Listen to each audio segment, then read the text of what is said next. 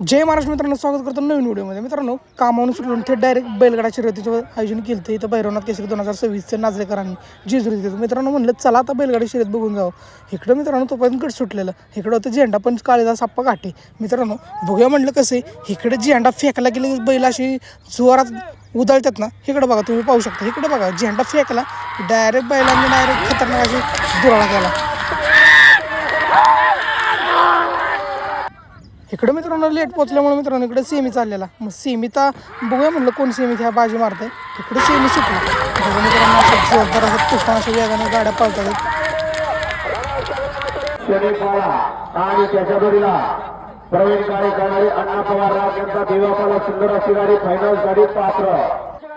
या सीमेत मित्रांनो चांगल्या गाड्या होत्या. तिकडं होता चिकिया होता, वजीर होता, पक्ष होता आणि चित्री आणि गुणचक्रांचा शहर सुद्धा होता. मित्रांनो एक नंबर वाटलं या मैदानात. ऊन पण जास्त होतं तरी पण म्हणलं नाद आहे बैलगाड्याचं, म्हणलं बघूनच जावं. आणि मैदानात आलो आहे आणि मैदानात आल्यानंतर आम्ही बेळ खातोच.